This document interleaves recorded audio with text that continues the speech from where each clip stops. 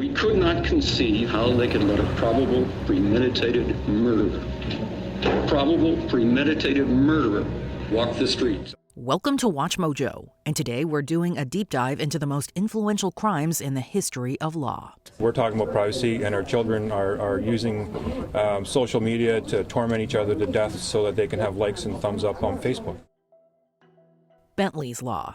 I made a promise to my kids and my grandson and to other people that I was going to do what I can to stop people from driving under the influence. In 2021, Missouri residents Bentley and Mason Newton were orphaned in a drunk driving incident.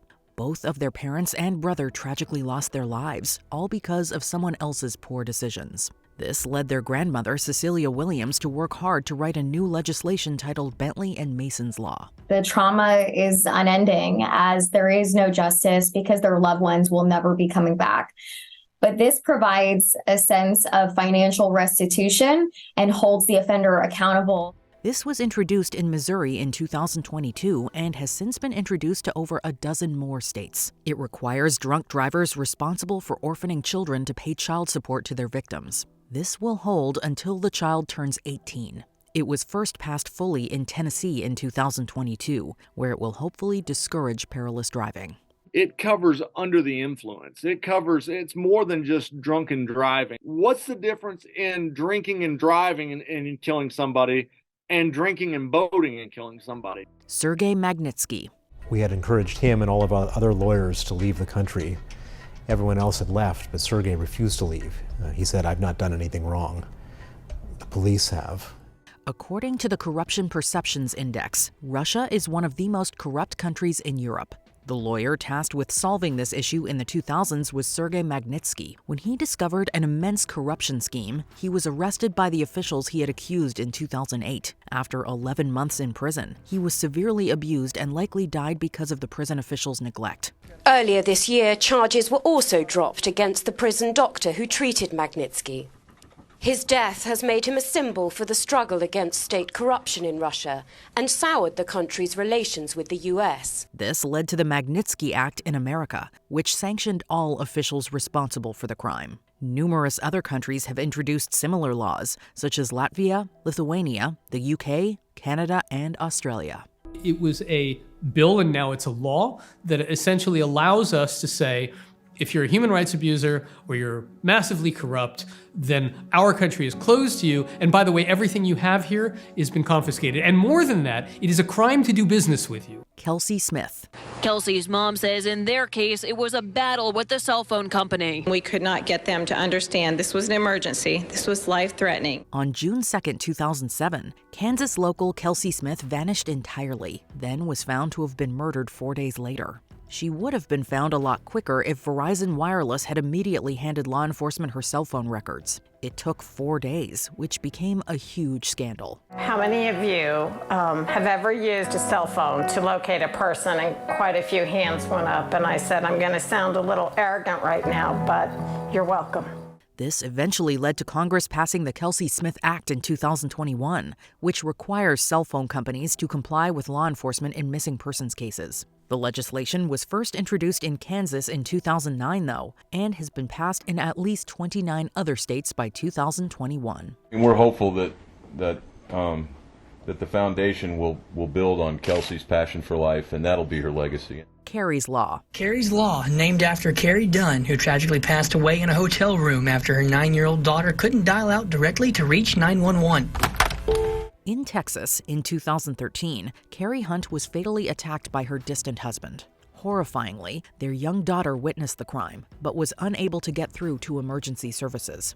She called 911 4 times in total, but they didn't make it through. Gonzalez explains due to the tedious process of finding where the call came from, a lot of time is wasted. After that happens, we need to get a hold of management and figure out where the actual call actually came from. By that time, we've lost a lot of time. This was because the hotel phone needed you to dial 9 before making an outside call.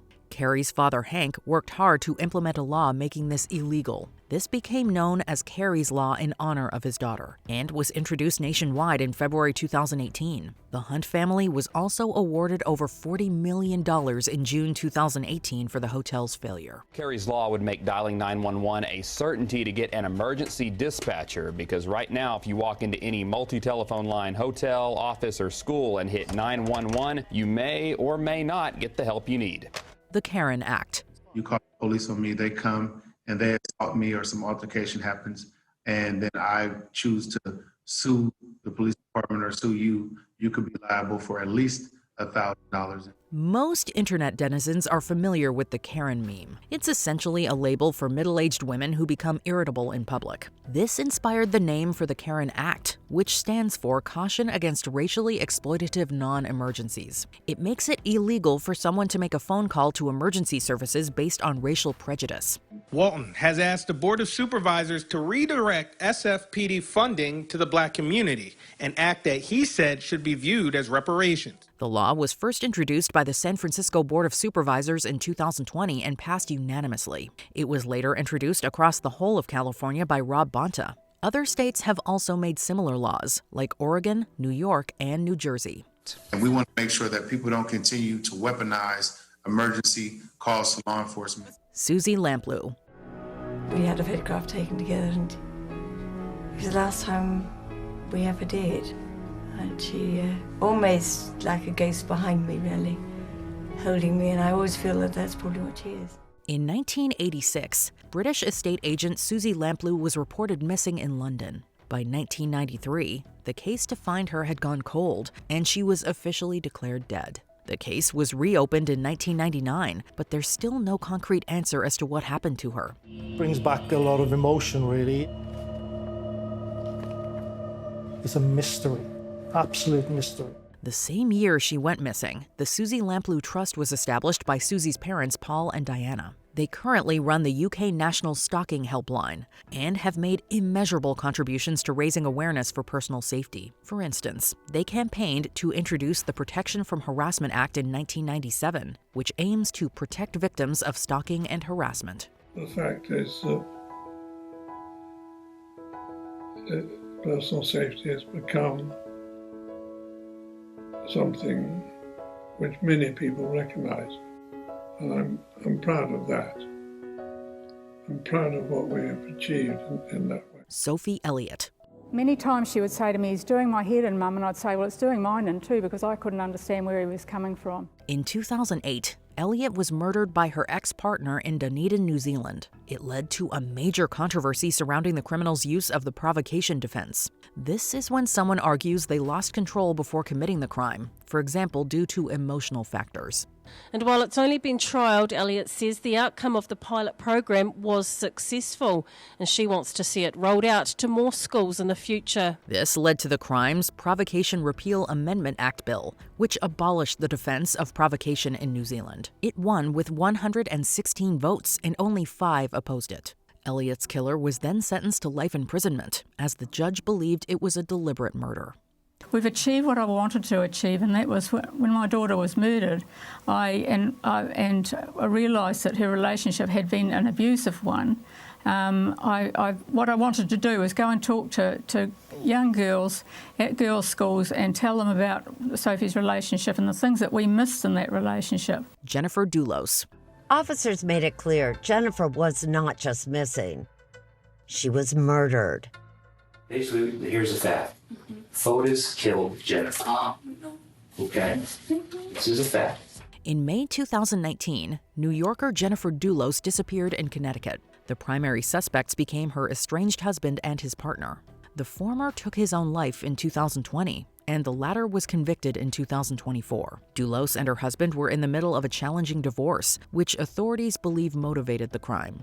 As family and friends started to get concerned, they knew they needed to reach out to police. No one could get a hold of her, which was very unusual to them. Jennifer was missing. The incident led the Connecticut State Senate to pass the bill Jennifer's Law, which adds coercive control to the definition of domestic violence. This includes behavior such as stalking and isolating them from support networks, friends, or family. Both California and Hawaii have also created similar bills, but it's far from being a nationwide law. Tonight, Jennifer Dulos' family thanking the jury and saying her grace, goodness, and light live on through her children. Kaylee Anthony. I definitely think it's needed. If you don't report your child missing, I think you have something to do with them being missing. The young child, Kaylee Anthony, was reported missing on July 15, 2008 by her grandmother, Cindy. The case became highly publicized due to the lack of consistency in her mother, Casey's accounts. She gave a variety of explanations about her daughter's disappearance and even called the police to say a nanny had kidnapped Kaylee. Eventually, they found the child's remains wrapped in a blanket near the Anthony home. Finally, after analysing the hair samples and rug from inside Casey's car, the results are in. Police believe they have enough evidence that suggests there was a decomposing body inside Casey's car. While they didn't find Casey guilty of murder, the incident led to Kaylee's Law, which makes it a felony for parents not to report a missing child. In the end, they found Casey guilty of providing false information to law enforcement on 4 counts. Though it's too late for Kaylee, this is in hopes to protect other children. I don't want to have any Kaylee Anthony situations in Oklahoma. Ashanti Billy. It's chilling. You see a car pull up, someone gets out, walks over to the dumpster, and appears to throw something in. The person hurries back to the car and drives away.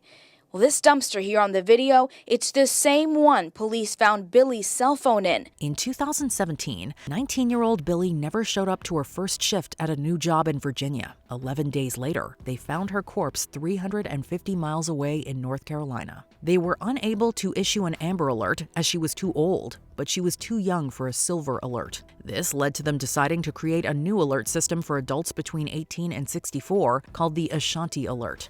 I do know this, that if you are a parent and you have someone that's disappeared, I sure as heck would like to be able to call upon the resources that are provided under Amber Alert. In 2018, this was signed into national law. This allows them to create a nationwide communications network, making it possible to locate missing persons who aren't covered by the Silver and Amber Alerts. Now there's a statewide Ashanti Alert in operation. A federal Ashanti Alert also passed, but that one isn't running yet. It's almost 10 months in. So many people have still, came up missing since the alert has been actually signed into a federal law. Sky's Law. I am here today pleading with you. I beg of you, keep him away from me and our family. He has ruined our lives with his actions.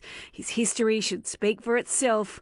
No course or counsellor is going to change who he is. On New Year's Eve in Australia 2009, a toddler named Sky Sassine died in an appalling car crash. It was caused by a driver trying to escape police who crashed into the family's car. The pursuing police were also criticized for their reckless driving. The culprit was convicted of manslaughter and sentenced to 19 years in jail. In sentencing today, the judge said Nagati was well aware to at least the possibility of maiming or killing others. For 15 minutes, he sped up to 100 kilometres above the limit. The case inspired the introduction of Sky's Law in 2010, which makes it a criminal offense to evade a police pursuit. They began enforcing the law relatively quickly, convicting approximately 445 people in the first 2 years it was introduced. The case triggered the introduction of Sky's Law and sentences of up to 3 years for drivers who knowingly lead police on dangerous pursuits. The Dangerous Dogs Act. John tells me Precious is half pit bull. If true, she could fall within legal limits. How do people respond when they see you coming with a dog normally? They generally get out of the way. In 1991, the UK fell victim to 11 violent dog attacks in 1 year. Multiple victims lost their lives or were severely impaired, with numerous children being attacked. So they introduced the Dangerous Dogs Act, which sought to get rid of fighting dogs in the UK. There's a good reason Inspector O'Hara is so committed to removing potentially dangerous dogs from our streets. The whole side of her face had been opened up. It was just horrendous. While it sounds good in theory, it's been criticized for a lack of effectiveness in practice. It focused more on the breed of dog, which the British Veterinary Association strongly opposes. They claimed the problem lies with the owners, not the breeds. This means it's been one of the most controversial UK laws since its adoption. At the same time, the Act has offered very little public protection. Attacks have gone up by 115% in the last 15 years. And this demonstrates very clearly that an act designed to protect the public from dog attacks isn't working. Julie Hogg. Headlines on the hour and an update on the murder of Julie Hogg, whose body was discovered hidden beneath her bath. Police have now arrested and charged a local man, Billy Dunlop. William Dunlop is famous for being the first criminal to be charged twice with the same offense. In 1989, he strangled a woman named Julie Hogg in County Durham, the UK. Dunlop faced 2 trials during the 90s, but was not convicted either time. 9 days after Julie Hogg's body was found by her mother, Billy Dunlop was charged with murder. He was remanded to Durham Prison. When we went to see him in prison, he said he didn't do it, and I believed him, and so did his mother. Despite this, Dunlop managed to get himself locked away for a different crime. During his stay, he bragged to a guard about killing Hogg, but being immune to prosecution. Well, Hogg's parents worked hard to change the law so that he could be prosecuted again. This succeeded, and in 2006, he was jailed for life. She had an 800-year-old law changed, but also she didn't stop. She's gone round to police conferences all over the country, trying to explain what it's like to be a victim and relatives of the victim. Jay Cook and Tanya Van Cuylenborg. A 4-jurisdiction investigation was underway in Washington State and British Columbia to solve the brutal November 1987 murders of young Canadian couple Tanya Van Cuylenborg and Jay Cook. In 1987, Canadian couple Jay Cook and Tanya Van Cuylenborg were on holiday to Seattle, Washington. They never returned, and a few days after the family reported them missing, their bodies were discovered in Washington. The killer left their gloves at the crime scene as a taunt for the police. Well, they still managed to find his DNA despite that. Detectives say they collected Talbot's DNA from the crime scene, uploaded it to a free online database of DNA samples, and then started building a family tree based on genetic matches. Decades later, in 2018, they used genetic genealogy and snapshot DNA phenotyping to finally catch the killer. In 2019, he was found guilty and given 2 life sentences. This made him one of the first criminals in history to be caught using genetic genealogy. I was hit by the enormity of what this meant. My work was going to lead to someone spending the rest of their life in prison. So I actually started crying. Stephen Lawrence. The Lawrence case tested the assumption by successive governments since the 60s that good race relations would follow firm immigration controls.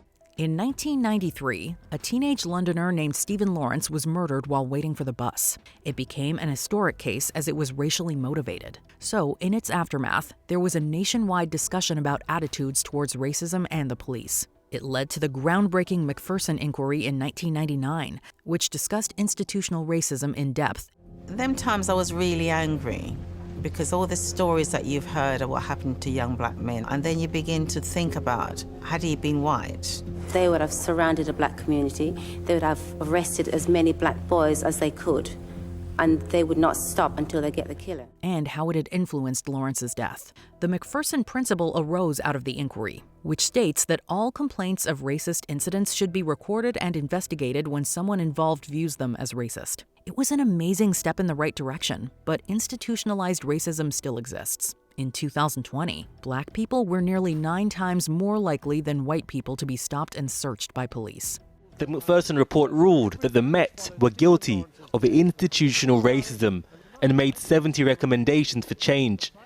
Work with us in making these changes happen. Sarah Everard. You must know more about where she is or how I can find her. I'm sorry, I don't know. I know you know. I don't know.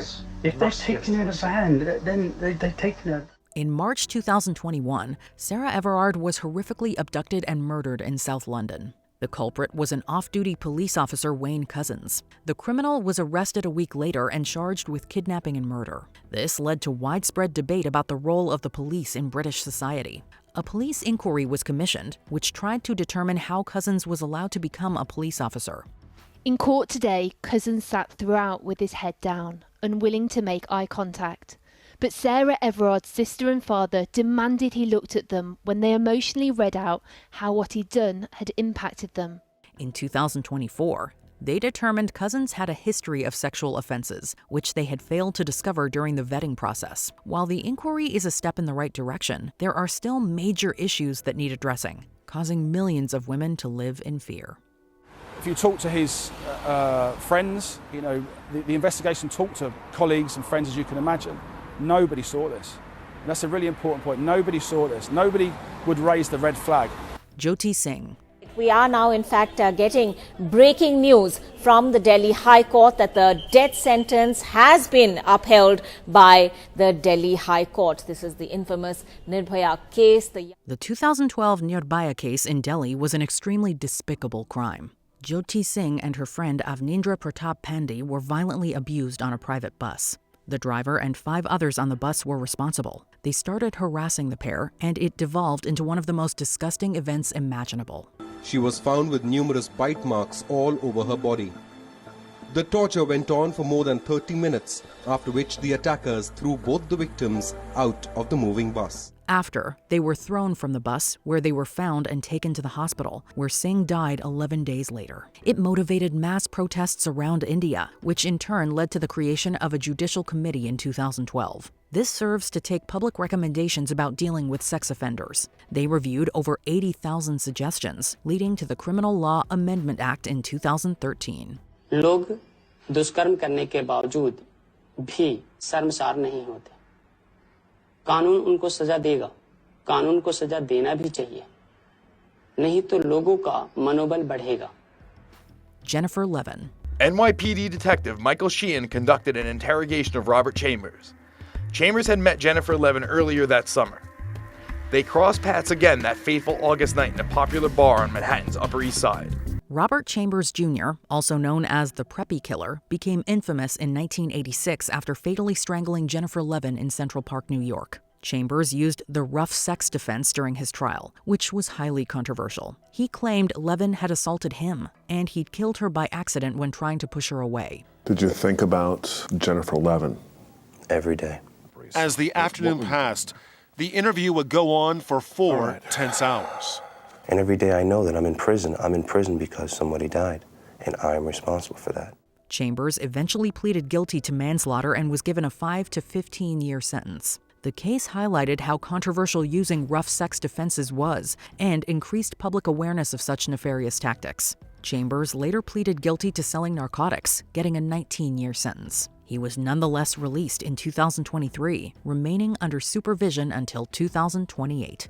When they passed that law, I think there was this moment for Ellen Levin to say that, she was going to take something and make something out of this loss for her daughter. Skylar Neese. What did you say when you brought her to jail? Home sweet home. And then we shut the door with a big old grin on my face. In West Virginia in July 2012, teenager Skylar Neese vanished from her home during the night. Her body wouldn't be found until January 2013, all the way in Pennsylvania. The culprits were 2 of her best friends, who confessed to the crime after the body was found. What did those girls say about what they were doing, who they might have been hanging out with, and what your daughter's mood was? The only thing they told us was that they just went riding around their local town here, and that Skylar was in a pretty good mood. Controversially, they couldn't issue an Amber Alert for her disappearance as she didn't meet all 4 criteria needed. This led to Skylar's Law, a bill passed in West Virginia that alters the criteria for an Amber Alert. It allows them to instantly start making public announcements about disappearances rather than needing to wait 48 hours. It was unanimously passed and was signed into law in 2013. Even after all this time, the family says there's still no relief from the pain, but they hope that Skylar can be remembered for the person that she was and not the tragic circumstances of her passing. Sarah Payne. Police emergency, what's the problem? I've lost my 8-year-old daughter. What's the name of the little one that's missing? Sarah. West Sussex became the location of the gruesome murder of Sarah Payne in July 2000. 17 days after her disappearance, they found her body in a field. It turns out she had been abducted by a man named Roy Whiting, who was given a life sentence for the crime in 2001. A warrant was issued. He was brought from prison to Bognor Police Station. He's a local man, and I can confirm that it is the same man that we've arrested on 2 previous occasions. The parents had believed the killer was someone with a history of abuse, which was ultimately the truth. The incident led to a campaign for Sarah's Law, which allows parents to find out if an offender lives in their neighborhood. Her parents believe they would have never lost their daughter if such a law had existed in 2000. The man who murdered Sarah Payne is behind bars, but that will never stop her family fighting to prevent it happening to anyone else. Veronica Garin, a tenacious investigative reporter. Veronica Garin was one of the most well-respected journalists in Ireland during the 1990s. I'm not the only crime reporter that, does this, and I think that the regrettable thing is that we're all probably targets, unfortunately. Known for building strong relationships with her sources, Garin doggedly pursued her stories, occasionally putting her own safety on the line to secure interviews.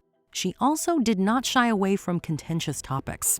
Ultimately, her work covering organized crime led to her death when a South Dublin drug cartel ordered a hit on her in 1996. Following her murder, the Irish Parliament enacted the Proceeds of Crime Act and the Criminal Assets Bureau Act. That seminal moment in which Veronica was shot, I think, woke people up. It was a shock to the system, to everybody in the country, that, these people are gaining the ascendancy in our society and we have to stop them. These two acts enabled the government to seize assets bought with money acquired through criminal activity and led to the formation of the Criminal Assets Bureau. Carl Stark. After her son was murdered in the parking lot just outside of her home, Anita Waring Kennedy pushed to see a change in the law. We want everyone to know that he never had an enemy and had the purest heart. On August 18, 2015, two men targeted Carl Stark, who had autism, while he was shopping at a store near his home. When Stark left, the men followed him, later killing him during a failed attempt to steal his car. The loss our family has suffered doesn't make sense. It is something that you never expect to happen. In 2016, Carl's Law was officially enacted in the state of Florida. The law permits the reclassification of criminal offenses when the victim involved has a mental or physical disability, thereby allowing officials to hand down harsher punishments. Andrew Harper. On August 15, 2019, police officer Andrew Harper responded to a burglary in progress. The teenagers had that night gone to steal this quad bike. The bike's owner watched on as the theft unfolded. While attempting to catch one of the suspects on foot, Harper got caught in a tow strap hanging from the back of the getaway vehicle. Harper was dragged for a mile before becoming disentangled from the strap. He was pronounced dead moments later. His death received national attention and resulted in significant public outcry. Their case for murder was that the teenagers knew the officer was behind the car and had intended to kill him, but the jury wasn't convinced and convicted on manslaughter instead. Harper's widow launched a campaign to make life sentences mandatory for those found guilty of the manslaughter of emergency service workers during the commission of a crime. As part of the Police Crime Sentencing and Courts Act, Harper's Law received royal assent in 2022. Tracy Thurman. After months of horrific abuse and unrelenting harassment, Tracy Thurman was attacked by her husband in front of her home.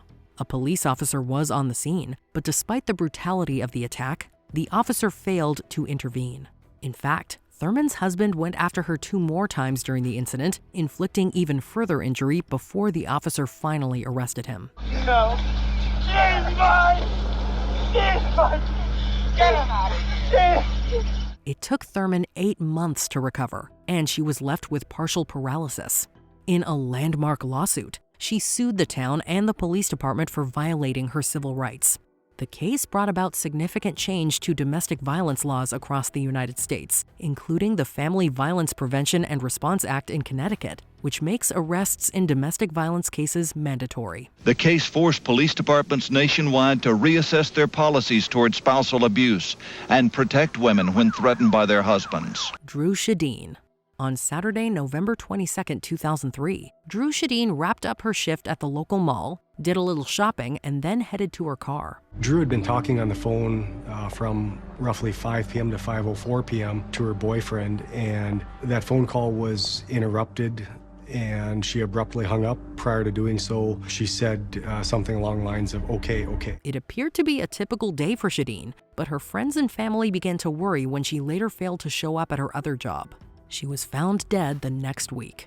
Her murderer was identified as Alfonso Rodriguez Jr., a convicted sex offender recently released from prison. Rodriguez was classified as a level 3 sex offender at the time, which indicated that he was highly likely to re-offend. Following Shadeen's murder, legislation was passed in 2006 that established the Drew Shadeen National Sex Offender Public Website. NSOPW is the only federal website that searches public sex offender registries in all 50 states, the District of Columbia, the 5 principal U.S. territories, and participating federally recognized Indian tribes. The registry allows users to access information about sex offenders nationwide. The Manson family murders. While almost everyone is familiar with the infamous Manson family murders, few people realize how the cult's crimes affected the legal process. They were average American kids, and that's what was so shocking. You would never dream that these people would be mass murderers, so it shocked the entire country. Following Sharon Tate's murder, her mother, Doris Tate, became an activist who fought for victims' rights. She joined the Victim Offender Reconciliation and Justice for Homicide Victims group. She was also instrumental in getting the Victims' Rights Bill passed in 1982. Victims in every state are now allowed to give victim impact statements against violent attackers, either written or verbal, during the legal process. And Doris Tate, who has become an internationally recognized champion of victims' rights, didn't confine her anger to our interview. Doris Tate was even the first person to make a victim impact statement when her words were read aloud at a parole hearing for a Manson family cult member in 1976. Kaden Manuso. Jeffrey Mancuso had a history of explosive anger and mental health issues. He disfigured a man in a fight in 2012 and mistreated animals in front of his family. But despite such violent tendencies, he was awarded unsupervised visitation with his daughter Kaden. I still don't feel like it's real. I still feel like I'm going to wake up from this awful nightmare, and but I know that I'm not. Her mother fought to keep Kaden safe by seeking restraining orders, but it was no use. On August 6, 2018, after a scheduled visitation with her father, Kaden Manuso was found dead in her father's home. Kaden's grieving mother and stepfather fought to change custody laws, and in 2024, Kaden's law was signed by the Pennsylvania governor. Most of the times parents can put their child's needs first, but sometimes that child's safety needs to be prioritized. Kaden's law is Pennsylvania's efforts to make sure tragedy never happens again. The law strengthens existing safety conditions and restrictions to help prevent abuse in court-ordered visitation cases and increases the factors judges must consider before granting custody. The Dunblane Massacre. On March 13, 1996, a local shopkeeper walked into Dunblane Primary School in Dunblane, Scotland, and opened fire. That will go down in history as one of the worst massacres ever. Nobody had planned for anything like this in Dunblane. In under 5 minutes, he killed 17 people and injured 15 others before taking his own life. The attack remains the deadliest mass shooting in UK history. In the wake of the Dunblane Massacre, grieving parents and activists called for significant gun reform. After intense public debate, private ownership of most handguns and semi-automatic weapons was banned the following year. They just showed people how you can recover and you can make changes to the law for other people, and I just thought that they showed tremendous courage, the people who were behind that campaign. Parliament also enacted mandatory registration for shotgun owners. In the decades since the Dunblane Massacre, there have been no other mass school shootings in the UK. Helen McCort. On February 9, 1988, Helen McCort headed home after work. She had plans with her boyfriend and was anxious to prepare for her date. She never made it home. We started ringing around hospitals, our friends. I thought, oh my God, something's happened. That's when I went into panic. As evidence surfaced, it became clear Helen had met with foul play.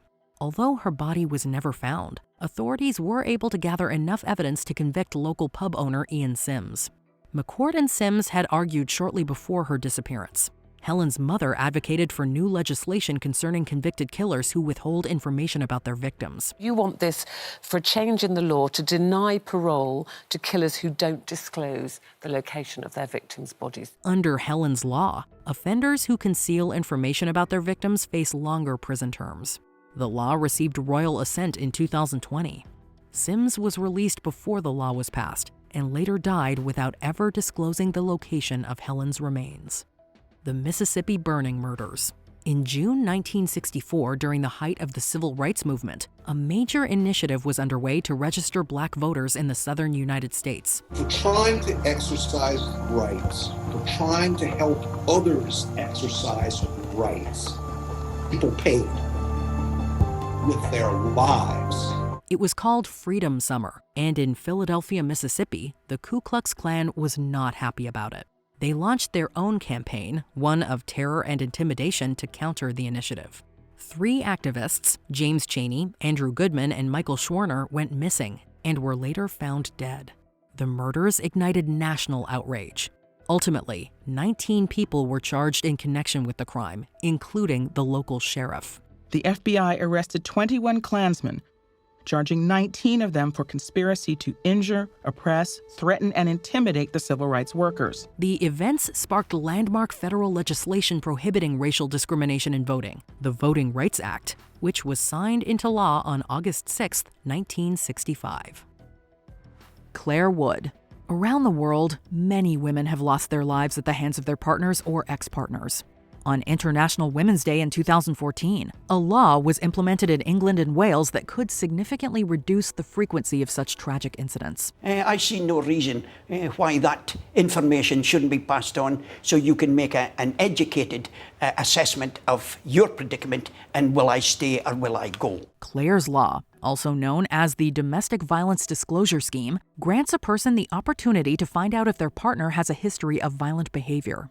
The law takes its name from Claire Wood, an English woman who was murdered by her ex-boyfriend, George Appleton. This young lady said, sorry to trouble you, Mr. Brown, you deserve better than this. We've just found your daughter's body. Appleton had served prison time for violence towards women, a record that was unknown to Wood at the time. Today, other parts of the UK, Australia, and Canada have all adopted Claire's Law. Daniel Morecambe. On December 7, 2003, Daniel Morecambe was last seen waiting for a bus somewhere in Queensland, Australia. According to reports, when the bus finally came, it failed to stop and pick him up because the driver was running late. Ultimately, for Daniel, the difference between life and death came down to just 3 minutes. A tiny moment in time, but as it so tragically turned out, certainly long enough for evil to strike. Morecambe was apparently abducted shortly after by Brett Peter Cowan, a known predator, and he was declared missing until 8 years later when his remains were found. In 2014, Cowan was arrested and sentenced to prison for life. And then you heard those 3 words, guilty, guilty, guilty. I muttered under my breath, yes. I wanted to scream out, but I just knew I couldn't do that. As a result of the case, Australia implemented the No Child Left Behind policy, which mandates bus drivers to always stop and pick up children, even if they can't pay the fare. Lee Rigby. Lee Rigby was a British Army soldier who lost his life in an attack on May 22, 2013. Rigby's assailants, Michael Adebolajo and Michael Adebowale, claimed to have carried out the attack in retaliation for the victims of British military action in Islamic countries. A terrible murder has occurred. We've launched an investigation led by the Counter-Terrorist Command, and we've made 2 arrests in relation to that awful crime. The 2 men waited at the scene until police arrived, at which time they were subdued and arrested. It's believed that Adebolajo and Adebowale had been radicalized to commit such a crime in the preceding years. British converts to Islam had gloried in Lee Rigby's barbaric murder, according to the judge. It was a crime that had appalled the nation. 3 protesters were arrested outside the Old Bailey as the men were sentenced. In a bid to prevent further instances of this, then British Prime Minister Theresa May introduced the Counter-Terrorism and Security Act in 2015. The bill requires internet providers to keep records of users who access certain IP addresses. Andrew Bagby and Zachary Turner. The 2008 documentary Dear Zachary, a letter to a son about his father, detailed the tragic case of Andrew Bagby and Zachary Turner. Bagby was an American medical student schooling in Canada when he met Shirley Turner. I was excited at the thought that maybe he had found somebody that he, could really be happy with. But that turned out that way. Their relationship produced 1 child, Zachary, who Bagby never got to see as he was murdered by Turner months before the boy was born. While out on bail, Turner gave birth to Zachary and remained in custody of him. However, before she could stand trial for Bagby's murder, she took her own life and that of her son. After the documentary was released, Canadian Parliament passed Zachary's bill, which would deny bail to people on the grounds that doing so will protect their children. It doesn't bring either of them back, but it's the best we can get. We hope it will save lives. We'll never know for sure. The Chicago Tylenol poisonings. You most likely won't buy a bottle of over-the-counter drugs if its seal is broken. That level of assurance is only possible today because of the Chicago Tylenol incident. Back in 1982, several bottles of Tylenol were tampered and laced with potassium cyanide. The bottles were labeled extra strength Tylenol, 50 capsule size, lot number MC2880, expiration date April 1987. As a result, 7 people who consumed the lethal capsules in the Chicago metropolitan area lost their lives. This led to a nationwide recall of all Tylenol products by its manufacturer, Johnson & Johnson. The company also worked with the FDA to introduce sealed bottles, which has now become the industry standard. When you opened a bottle of Tylenol in the early 1980s, or any product for that matter, you didn't see this protective seal. Now it's the law. In 1983, it became a federal crime to tamper with consumer goods after U.S. Congress passed the Federal Anti-Tampering Bill. Amanda Todd. In September of 2012, a video was uploaded on YouTube in which a girl shared the story of her mental health issues using a set of flashcards. About a month later, the clip began gaining traction after it was reported that the girl, Amanda Todd from Canada, had taken her own life. Because she's just had so much going on, she just had enough, I guess. We now know that her death was the culmination of a 3-year nightmare. According to reports, this was largely as a result of being harassed and blackmailed by a man online. Todd's senseless death sparked national discussions on cyberstalking and mental health. This led Canadian politicians to pass Bill C-13, which makes it a crime to distribute private images of another person without their consent. Our purpose is to prevent harm, and we believe that all of these provisions are necessary. It also includes provisions that could help law enforcement investigate and prosecute such cases. George Floyd. The 2020 murder of George Floyd by police officers in Minneapolis, Minnesota sparked protests across the United States and around the world. Polls suggest that between 15 and 26 million people in the U.S. alone attended at least one protest or rally in June of 2020, which is estimated to be one of the largest protest movements in U.S. history. In addition to demanding justice for Floyd, many demonstrators also called for broad police reform and an end to police brutality. Although the George Floyd Justice in Policing Act passed the House of Representatives, it faced opposition in the Senate and negotiations collapsed. However, in response to the incident, Presidents Donald Trump and Joe Biden both signed executive orders that address police training and accountability. In addition, more than 20 states in the U.S. and the District of Columbia enacted laws around police reform aimed at preventing such tragic violence from happening again. Son of Sam. There have been various Son of Sam-type laws introduced over the years, but the general goal is always the same: to prevent criminals from profiting from their crimes after conviction. The detectives of the Brooklyn Omega Squad, part of that 300-cop 44-killer manhunt, captured the man they say is Son of Sam. This goes back to the fear that David Berkowitz, the notorious Son of Sam, would seek a book or movie deal while in prison to tell his story. I believe that I was demon-possessed. Different states have drafted their own version of this law, only for some of them to be struck down as unconstitutional. In New York State, victims and their families will receive notification if the criminal earns more than $10,000 from telling their story. It's a delicate balance between freedom of speech and profiting from tragedy. Sylvia Lyens. If you see a child being maltreated, you generally have only a moral obligation to inform the authorities. I was told today by Sylvia's sister that people heard that girl screaming from 4 houses away and did nothing. However, in the state of Indiana, turning a blind eye could result in you being charged with a crime. Referred to as the mandated reporter law, this was enacted largely due to the murder of Sylvia Lyens. Lyens and her sister had been left in the care of Gertrude Banishevsky while their parents traveled with a carnival. Instead of caring for her, Banishevsky, along with some of her children and neighbors, made Lyens' life a living hell and caused her eventual death on October 26, 1965. Her parents left her in the care of Gertrude Banishevsky. Just a month later, she was dead. Although some neighbors reported hearing Lyens scream for help, not enough was done to save the girl's life. Matthew Shepard and James Byrd Jr. The two individuals in our next entry may not have known each other, but their place in history was vital towards the expanding of hate crime definition in the United States. The Matthew Shepard and James Byrd Jr. Hate Crimes Prevention Act was introduced and passed in the fall of 2009 after both men lost their lives as a result of prejudice and bigotry. This afternoon I signed into law the Matthew Shepard and James Byrd Jr. Hate Crimes Prevention Act. The law not only made it easier for federal authorities to investigate cases of this nature, but the act also expanded wording to include crimes perpetrated due to one's gender or sexual identity. It's one of the mysteries that keeps you going.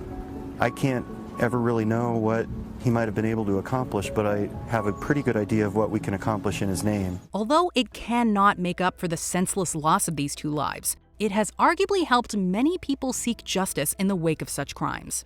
The Port Arthur Massacre. The town of Port Arthur in Tasmania, Australia, was the site of one of the most horrendous crimes in the country's history. We went to war for a day. You never forget it, and you never get completely over it, but you learn to live with it. On April 28, 1996, Martin Bryant claimed the lives of 35 people and injured 23 others using a semi-automatic rifle. The massacre shocked the entire nation and led to a nationwide debate on gun control laws in Australia. In the wake of the tragedy, the Australian government moved swiftly to introduce the National Firearms Agreement, or NFA. You know, we had the National Firearms Agreement, as was mentioned in the package, come into force 25 years ago, and, it's worked. We haven't seen an event like that again. This agreement significantly restricted access to automatic and semi-automatic weapons, and also included a buyback program for the newly banned firearms. Since then, Australia has seen a considerable decrease in gun-related deaths. Emmett Till. In 1955, Emmett Till, an African-American teenager, was visiting relatives in Mississippi when he was lynched for allegedly flirting with a white woman. Despite overwhelming evidence of their guilt, Till's killers were acquitted by an all-white jury. The trial and subsequent outrage over the verdict helped galvanize the civil rights movement and led to the passage of multiple landmark laws. Rosa Parks said it was Till's face she saw when refusing to give up her seat on an Alabama bus. Martin Luther King Jr. summoned his memory during the Montgomery bus boycott. In 2008, the Emmett Till Unsolved Civil Rights Crime Act was enacted, allowing for the investigation and prosecution of racially motivated crimes that occurred before 1970. This was followed by the Emmett Till Anti-Lynching Act in 2022, which recognizes lynching as a federal hate crime. President Biden signed the first law that makes lynching a federal hate crime, passed unanimously in the Senate this month. These laws serve as a commitment to seek justice for victims of racial violence. Polly Klaas. Polly Klaas was taken from her home during a slumber party on October 1, 1993, and the tragedy had far-reaching effects on California legislature. For starters, support for 3 strikes laws earned a lot of traction. Her kidnapper, Richard Allen Davis, had a lengthy criminal record, though there were no open warrants when police initially stopped him after being notified of a suspicious car. The idea that felony criminals should serve automatic life sentences when they commit multiple serious crimes was made easy by Davis's repugnant and unrepentant behavior during the trial. Furthermore, California Highway Patrol expanded access to their all-points bulletins to local authorities in the aftermath of Polly's death. Rebecca Schaefer. Living life in the public eye isn't easy, especially when stalkers and obsessed fans come into play. This was unfortunately what caused the loss of a young and promising star in the form of My Sister Sam actress Rebecca Schaefer. Thanks for coming, Brandon. And Sam says that you're welcome here anytime you want. Robert John Bardo stalked the actress for years, attempting to crash the set of My Sister Sam, and even hiring a private investigator to find out where Schaefer lived via the California Department of Motor Vehicles. Bardo eventually shot Schaefer at her home, and her death prompted lawmakers to draft stricter anti-stalking legislation in its wake. I couldn't live with myself and say she was a wonderful girl and we loved her and we missed her, and not try to affect it. The Driver's Privacy Protection Act was also made into law after this incident, making it more difficult for others to find personal information via the DMV. Johnny Gosch. We're waiting for you to come home. We're doing everything in our power to get you back. This cold case was the subject of a 2014 documentary titled Who Took Johnny? But it also changed how police respond to reports of missing children. Johnny Gosch was taken during his paper route in the early morning hours of September 5, 1982, and he has not been seen since. At the time of his disappearance, policy in Des Moines, Iowa stated that someone couldn't be labeled as a missing person until 72 hours had gone by. The Gosch case resulted in legislation that changed all of this, making it easier for police to begin an investigation. The Johnny Gosch bill requires authorities to immediately treat all missing persons reports of a child as credible and to respond accordingly. Megan Kanka. How well do you really know your neighbor? This was the inspiration behind Megan's Law, a subsection of laws that require the public to be able to access information of convicted sex offenders in their area. A neighbor who lived diagonally from my house was outside, and he lured her into his home to see a puppy dog. The specific case was that of 7-year-old Megan Kanka, whose neighbor, Jesse Temendekwas, lured and assaulted her before taking her life. Temendekwas' criminal history with little to no rehabilitation was not available to Kanka's family. And as a local assemblyman by the name of Paul Kramer was quoted as saying, quote, Megan Kanka would be alive today had a public registry been easily accessible by her family. I don't think about him at all, and I like that, and I thought he took so much from us that I wasn't going to let him take any more. Ernesto Miranda. You've heard it a million times on television and in movies, but do you know the actual origins behind your Miranda rights? You're under arrest! You know the routine.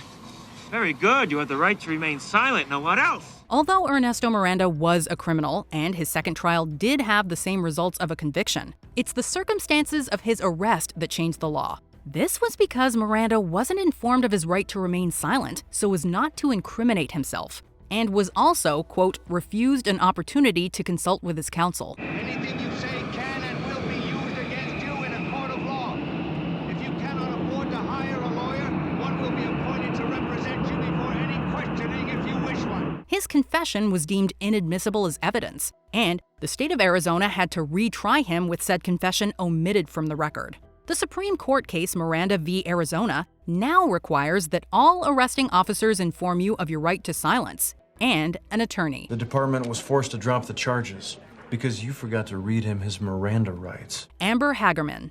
Most people are familiar with Amber Alerts. They inform us whenever the case of a child going missing is reported in our area. Confirming the abduction, Amber Alert. Holly White, female, 18 months. However, it's vitally important that we remember the alert's namesake, Amber Hagerman. While riding her bicycle back in 1996, Hagerman was taken and murdered. Her killer has never been found. The case increased demand for immediate response to any sort of similar report involving minors. And today, Amber Alerts go out on radio, television, telephone, internet, and highway communication devices in order to maximize public awareness and response. We have an Amber Alert for 16-year-old Samantha Renee Wilcox of Wichita. There are also related alerts for missing seniors, called Silver Alerts, and police, known as Blue Alerts. Adam Walsh. The abduction and death of Adam Walsh is arguably the most well-known case on this list, thanks largely to the public presence of Walsh's father, John, as the host of America's Most Wanted. For 27 years, we've been asking, who could take a 6-year-old boy? Still, it is impossible to overstate how much the Walsh family has worked to help the families of victims over the years, as Adam's case was responsible, in part, for the establishment of the National Center for Missing and Exploited Children. Adam's taking from a Florida mall was also the impetus for the Code Adam program that's used in retail environments. An employee will now page information over the intercom to help find a child that's been reported as having disappeared. There were cops who said, well, depending on the age of the kid, we're going to wait 24 hours. If it's over a certain age, we're going to wait 48 hours. The first 4 hours are crucial. Before we continue, be sure to subscribe to our channel and ring the bell to get notified about our latest videos. You have the option to be notified for occasional videos or all of them. If you're on your phone, make sure you go into your settings and switch on notifications. Kitty Genovese. Call red, call 911! Call red, call 911! Dialing 911 seems like such an instinctive act that it's easy to forget this wasn't always how emergencies were called into police. Kitty Genovese was followed, assaulted, and stabbed by Winston Mosley while she was returning home after a late-night shift working at a bar. The crime had multiple witnesses in the form of Genovese's neighbors, but some were reportedly too scared to call police, while others had difficulty getting through on a line. People are looking out their windows. They see Kitty Genovese here. They see her struggle to her feet. At the time, any emergencies would be called into the operator, who would then transfer the call to the appropriate authorities only when they had the opportunity to do so. You didn't see anything? She was lying in that courtyard all night. It was dark. This delayed response would, in part, influence the establishment of the 911 emergency system we use today. What do you think was the most influential case in human history? Let us know in the comments below.